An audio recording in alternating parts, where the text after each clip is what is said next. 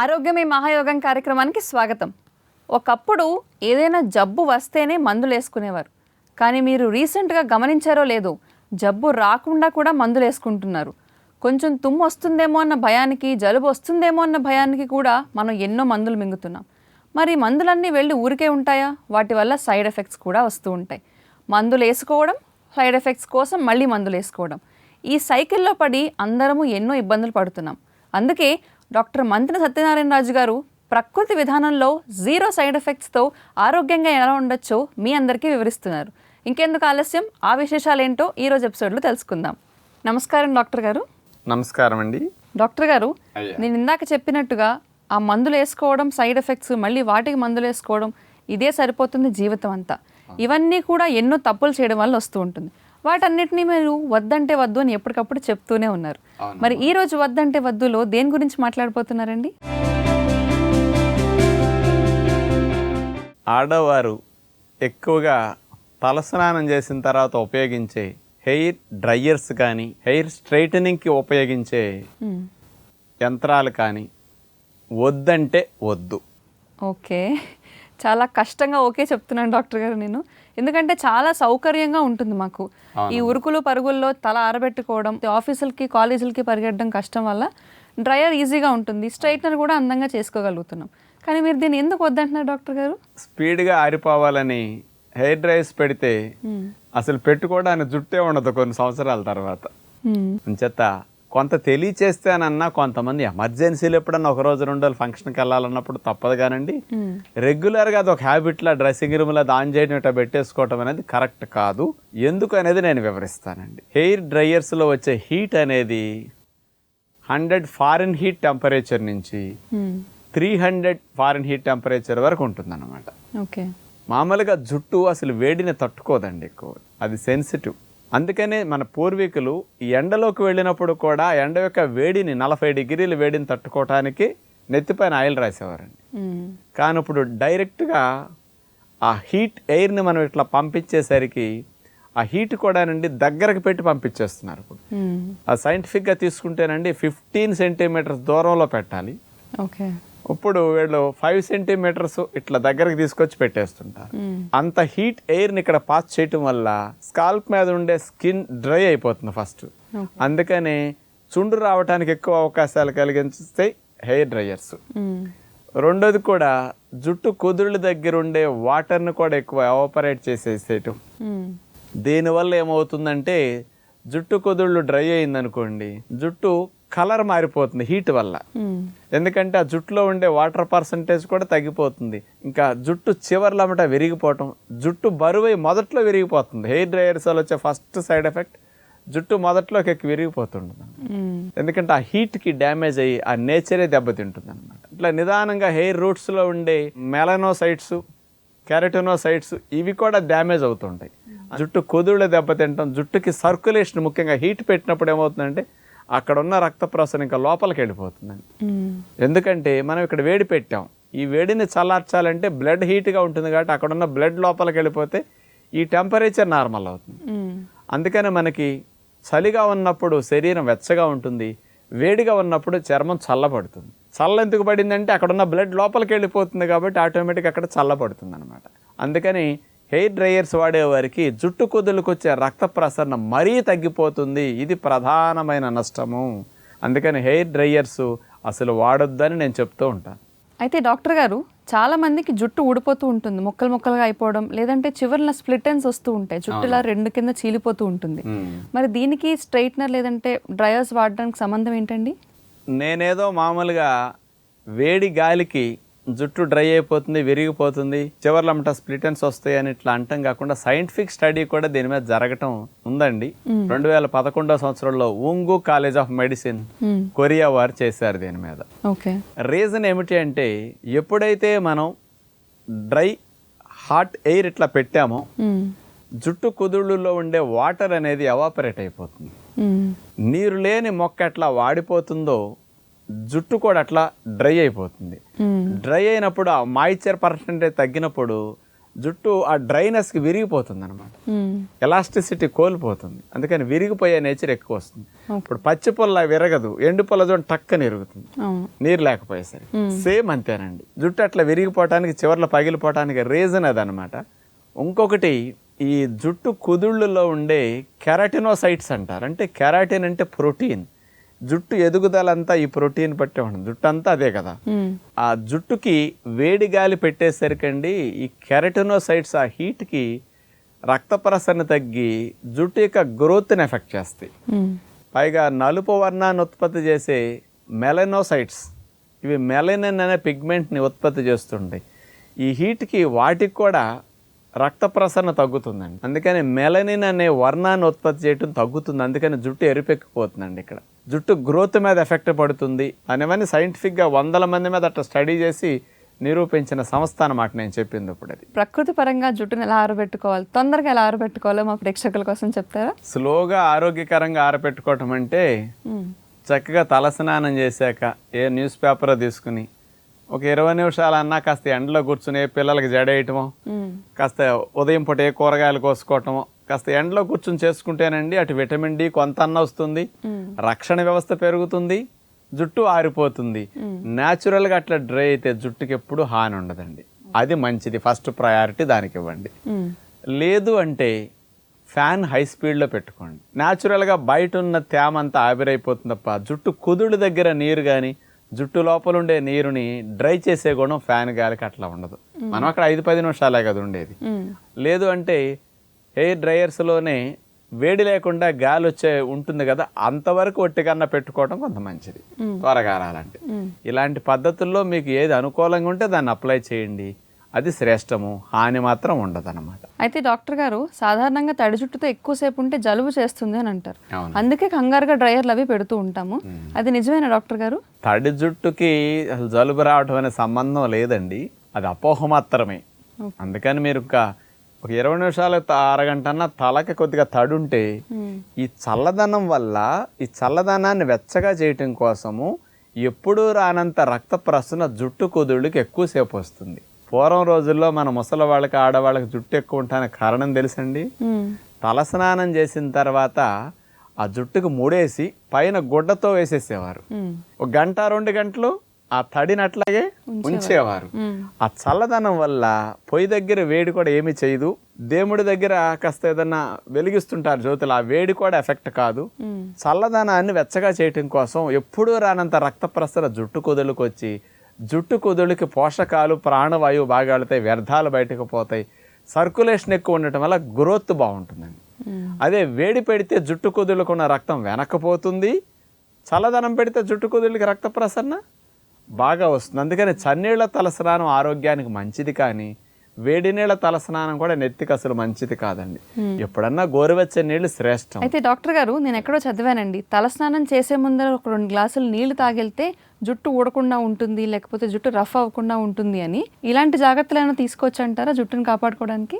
తలస్నానం చేసేటప్పుడు ఎవరైనా వేడి నీళ్ళు చేస్తూ ఉంటారు సహజంగా. ఆ వేడి నీళ్ళకి జుట్టు కుదుళ్ళలో ఉండే వాటర్ కాస్త ఆవిరవటం, జుట్టు కొంచెం హీట్కి అందులో ఉండే తేమ తగ్గి డ్రై అవ్వటం జరుగుతుంది. ముందే నీళ్లు తాగామనుకోండి, ఈ నీళ్లు 1/2 గంట 1/2 గంటలు అక్కడికి వెళ్ళి జుట్టు కుదుళ్ళకు బాగా చేరి అక్కడ డ్రైనెస్ రాకుండా ప్రొటెక్ట్ చేస్తుందని అలా ఆచారం. కాకపోతే ఈ రోజుల్లో మీరు ఎప్పుడైనా పండగలప్పుడు ఫంక్షన్స్ అప్పుడు కాస్త హడావిడిగా బయటికి వెళ్ళాలన్నప్పుడు ఎమర్జెన్సీలో హెయిర్ డ్రైయర్స్ ఎప్పుడన్నా వాడుకోండి. అలాంటప్పుడు నష్టం రాకుండా ఉండాలంటే నీటిని కొంచెం తర్వాత బాగా తాగుతుండండి. నీరు బాగా తాగితే ఆ డ్రైనెస్ అంతా మళ్ళీ జుట్టులో ఆవిరైన నీరు మళ్ళా వెళ్ళి ఉంటుంది, కుదుళ్ళ దగ్గరికి నీరు బాగా చేరుతుంది. లేడీస్కి ఎక్కువ జుట్టు ఊడిపోవటానికి, జుట్టు విరిగిపోవటానికి, జుట్టు పగిలిపోవటానికి నీళ్లు తక్కువ తాగటం ఒక రీజన్. ఇంకోటి ఈ హీటర్స్ పెట్టినందువల్ల వచ్చిన నష్టాన్ని లేదా కలర్ని డ్యామేజ్ అవ్వకుండా రక్షించుకోవాలంటే కాస్త ఫంక్షన్స్ నుంచి ఇంటికి రావటంతో నెత్తికి ఆముదం కానీ కొబ్బరి నూనె కానీ ఇలాంటివి రాసుకుంటే నైటు డ్రైనెస్ తగ్గిపోతుంది, మళ్ళీ జుట్టు మెత్తగా అవుతుంది. అందుకని అలాంటి సందర్భాలు ఇంటికి వచ్చే కాయలు రాసుకోవటం, నీళ్లు బాగా త్రాగటం చేస్తే ఎమర్జెన్సీలో మీరు ఎప్పుడన్నా వాడినా దోషం ఉండదు. సాధ్యమైనంత వరకు తగ్గించి వాడండి, ఎప్పుడైనా అత్యవసరం పరిస్థితుల్లో వాడుకుంటే దోషం కాదు. విన్నారు కదండి, మనందరం మన సానుకూలతను దృష్టిలో పెట్టుకుని ఎన్ని తప్పులు చేస్తున్నామో మరి డ్రయర్లు లేదంటే స్ట్రైట్నర్లు ఇలాంటి హీట్ ప్రొడక్ట్స్ వాడడం వల్ల మన జుట్టు ఎంతో బాధపడుతూ ఉంటుంది. జుట్టుని ఎలా చక్కగా ఆరబెట్టుకోవాలి, జుట్టు దృఢంగా బలంగా ఉండాలంటే ఎలాంటి జాగ్రత్తలు తీసుకోవాలో డాక్టర్ గారు చెప్పినవన్నీ విన్నారు కదా. అవన్నీ ఆచరణలో పెడితే జుట్టు అందంగా ఆరోగ్యంగా ఉంటుంది. డాక్టర్ గారు రోజు చెప్పే చిట్కాల్లో ఈ రోజు ఏం చిట్కా చెప్పబోతున్నారో కనుక్కుందాం. డాక్టర్ గారండి, ఈ రోజు మన ప్రేక్షకుల అందం కోసం ఏదైనా ఒక చిట్కా ఉంటే చెప్తారా? అంటే జుట్టు హెయిర్ డ్రైయర్స్ వల్ల బాగా డ్రై అయిపోతుంది, కలర్ మారిపోయి నిర్జీవంగా మారుతుంది అన్నాం కదండి. అవును. అలాంటి డ్రైనెస్ని తగ్గించి జుట్టు జీవంతో కాస్త కళకళలాడుతూ నిగనగలాడుతూ షైనీగా బాగుండాలంటే ప్రకృతి ప్రసాదించిన పాలు, కొబ్బరి పాలు, ఓకే, గేదె పాలు, ఆవు పాలకు మించిన లాభానున్న పాలే కొబ్బరి పాలు. అందరిళ్లలో కొబ్బరి ఉంటుంది కాబట్టి కాస్త పచ్చి కొబ్బరి గ్రైండ్ చేసి అన్ని పాలు తీసుకుని పొయ్యి మీద పెట్టి ఒక 2-3 మినిట్స్ వేడి చేయండి. ఎక్కువ మరగక్కర్లా, వేడెక్కాలి. ఆ వేడి పాలని జుట్టు మొదటి మాడు భాగంలో అప్లై చేసుకున్న జుట్టు మొత్తానికి ఆ వేడి పాలను అప్లై చేసుకుంటే జుట్టు వెంటనే ఆ డ్రైనెస్ నుంచి మెత్తపడుతుంది ఆ వేడి వల్ల. హెయిర్ ఫోలికల్ వరకు ఏ ఆయిల్స్ వెళ్ళవు, కానీ కొబ్బరి నూనె వెళుతుంది. ఎందుకంటే దాని డెన్సిటీ బాగా తక్కువ కాబట్టి. అందుకని కొబ్బరి నూనెకి అంత శ్రేష్టం కాబట్టి ఏ ఆయిల్ నెత్తికి రాయిపోయినా కొబ్బరి నూనె అని చెప్పారు కదా. మరి కొబ్బరి నూనె వచ్చేది కొబ్బరి నుంచే కదా. అసలు కొబ్బరి పాల రూపంలో ఉన్నప్పుడు వాడితే ఇంకా న్యూట్రియంట్స్ బాగుంటాయి, జుట్టుకి మెత్తదనాన్ని ఇస్తుంది, మంచి గ్రోత్ ఉండి షైనీగా ఉండేటట్టు చేస్తాయి అన్నమాట. జుట్టు యొక్క ఆరోగ్యాన్ని నిర్జీవా నుంచి జీవం వైపు నడిపించడానికి కొబ్బరి పాలు చాలా బాగా పనికొస్తాయి. కాబట్టి చక్కగా ఒక 20 నిమిషాలు ఎప్పుడన్నా కొబ్బరి పాలతో మాడు భాగానికి మర్దన, జుట్టుకు బాగా పట్టించి ఒక 20 నిమిషాలు అరగంట ఆరాక తలస్నానం చేస్తే మంచిదన్నమాట. ఇది వారానికి ఒక 2-3 సార్లు చేసినా చాలా ఉపయోగం ఉంటుంది. మీకు అవకాశం ఉన్నప్పుడల్లా కొబ్బరి పాలని నెత్తికి జుట్టుకి పట్టిస్తే మంచిదని, దానికోసం ఇది ఉపయోగపడుతుంది. ప్రయత్నించండి. అసలు పట్టులా ఉండాలని జుట్టు అందరూ కోరుకుంటూ ఉంటారు. మరి ఆడవారైనా మగవారైనా వాళ్ళ జుట్టు అలా ఉండాలని కోరుకుంటే కనుక డాక్టర్ గారు చెప్పిన ఈ చిట్కాని తప్పనిసరిగా ప్రయత్నించాల్సిందే. ఈ రోజు మన సూపర్ ఫుడ్ వంటిల్లి వైద్యశాలలో డాక్టర్ గారిని అడిగి ఏ టేస్టీ రెసిపీ చూపించబోతున్నారో కనుక్కుందాం. డాక్టర్ గారండి, ఈ రోజు మన ప్రేక్షకులందరి కోసం ఏ సూపర్ రెసిపీని చూపించబోతున్నారండి? వయసులో ఉన్న పిల్లలందరూ కాస్త చదువుకోవడానికి బయటకు వెళ్ళినా జాబుల్లో కానీ రిలాక్స్ అవటానికి జ్యూస్ కార్నర్లకు వెళ్ళిపోతుంటారు. అవును. సపోటా షేకు, బాదం షేకు, బనానా షేకులు తాగుతుంటారు. ఈ షేకుల్లో ఏం చేస్తారంటే ఇన్నన్ని పాలు పోయటం, ఇంతంత పంచదార వేయటం, ఇంతంత పాల పొడులు కలపటం, అందులో ఇంత ఐస్ వేయటం, ఇవన్నీ చేస్తారు. చేత అట్లా చేయకుండా హెల్దీగా బనానా షేక్ మనం ఎలా చేసుకోవచ్చో, అసలు పంచదార వాడకుండా ఐస్ వాడకుండా టేస్టీగా ఎలా చేసుకోవచ్చో ఈరోజు స్పెషల్గా చూపించబోతున్నాం అన్నమాట. బనానా మిల్క్ షేక్ తయారు చేయడానికి కావాల్సిన పదార్థాలు: అరటి పండ్లు 2, పాలు 1 కప్, నానపెట్టిన జీడిపప్పులు 1 టేబుల్ స్పూన్, నానపెట్టిన బాదం పప్పులు 1 టేబుల్ స్పూన్, సోంపు పౌడర్ 1 టీ స్పూన్.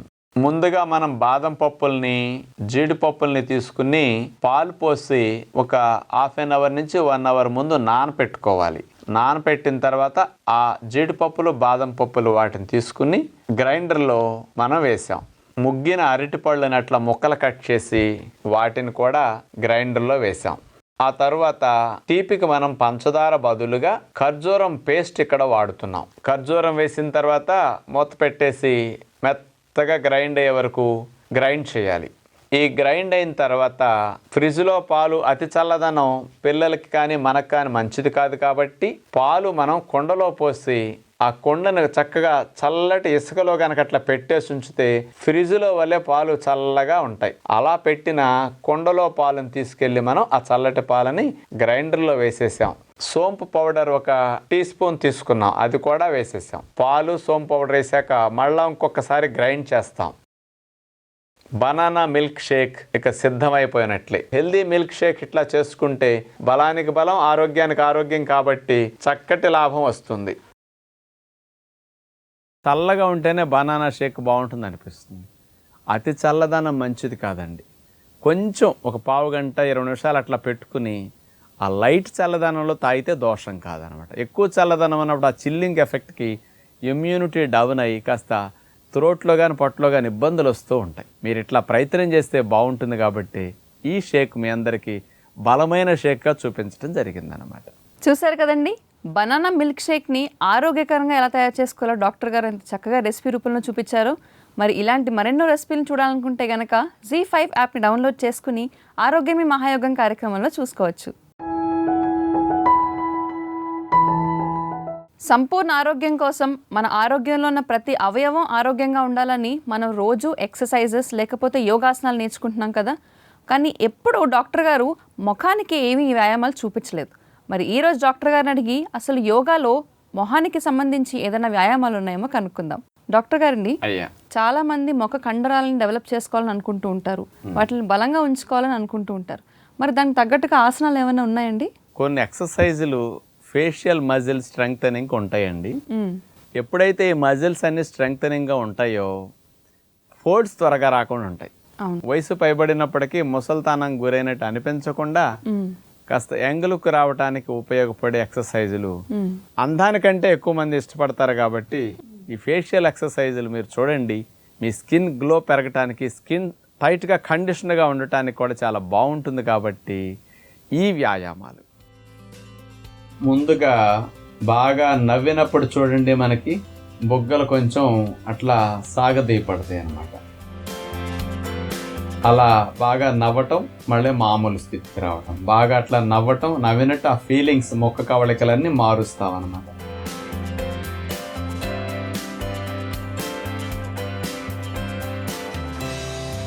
రెండవ రకం వ్యాయామం, మనం మూతిని చిట్లించి ఎక్కిరించినప్పుడు చూడండి ఎలా అంటాం, ఒక్కొక్కసారి మూతి చిట్లించి ఈ మూల నుంచి ఆ మూలకి, అట్లా కుడి నుంచి ఎడమకి, ఎడమ నుంచి కుడికి అట్లా మూతిని తిప్పటం జరుగుతుంది.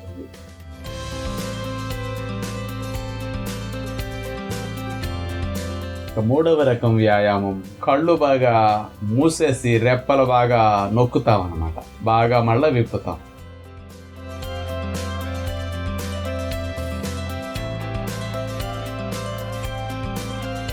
ఇప్పుడు నాలుగవ రకం వ్యాయామం చేస్తాం. కంటి రెప్పలు, ఈ భాగం, కనుబొమ్మలు, వీటన్నిటిని కూడా చెయ్యట్లా పెట్టుకుని పైకి బాగా లేపుతాం అన్నమాట.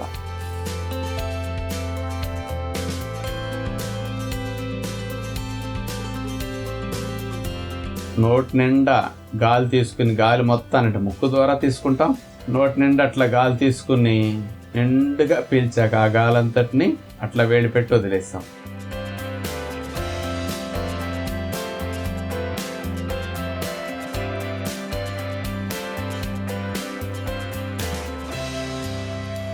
చివరిగా మనం నోరు మూసేసి నాలికని సున్నా చుట్టినట్టుగా, నాలికని ఈ బొగ్గకి ఆ బొగ్గకి, ముందు ఈ చివర ఆ చివర అట్లా తాకేటట్టు అట్లా పంపిస్తాం.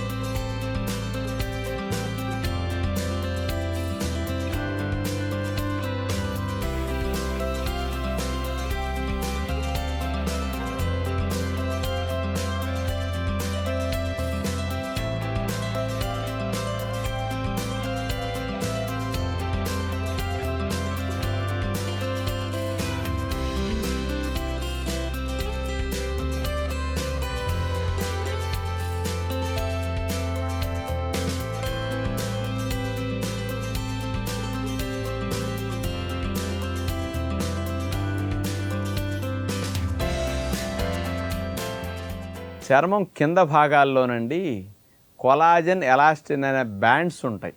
ఇవి హెల్దీగా ఉన్నప్పుడే అసలు ఫేస్లో ముడతలు పడే గుణం రాదు. స్కిన్ మజిల్ కూడా హెల్దీగా ఉంటుంది. అటు ఎక్సర్సైజ్తో పాటు ఆ బ్యాండ్స్ తెగిపోకుండా మంచి టోన్గా ఉండాలంటే మీరు మంచినీళ్ళు బాగా త్రాగాలి. దీంతో పాటు విటమిన్ సి కూడా బాగా ఉండాలి. విటమిన్ సి లోపించిన, నీళ్లు తగ్గిన ఈ కొలాజన్, ఎలాస్టిన్ అనే మెష్ లాంటిది చర్మం కింద ఉన్నది తెగిపోతుంది. అది తెగటం వల్లే మజిల్ కూడా జారినట్టు లోపల అయిపోవటం, మీకు ఆటోమేటిక్గా ఈ చర్మం ఫోల్డ్స్ రావడానికి అవకాశాలు ఎక్కువ ఉంటాయి. కాబట్టి కొంచెం శ్రద్ధ ఇలాంటి వాటి పట్ల పెడితే మీ అందంతో పాటు ఆరోగ్యం కూడా బాగుంటుంది అనమాట.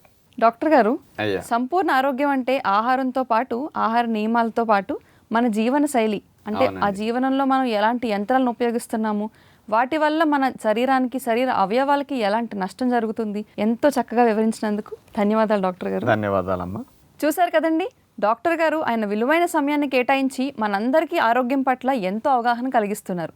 మరి ఈ ఎపిసోడ్ల అన్నిటి ద్వారా మీరందరూ కూడా ఆ అవగాహనని ఆచరణలో పెడతారని మేమందరం ఆశిస్తున్నాం. రేపటి ఎపిసోడ్లో మరిన్ని విశేషాలతో మీ ముందుంటాం. అంతవరకు సెలవు. నమస్కారం.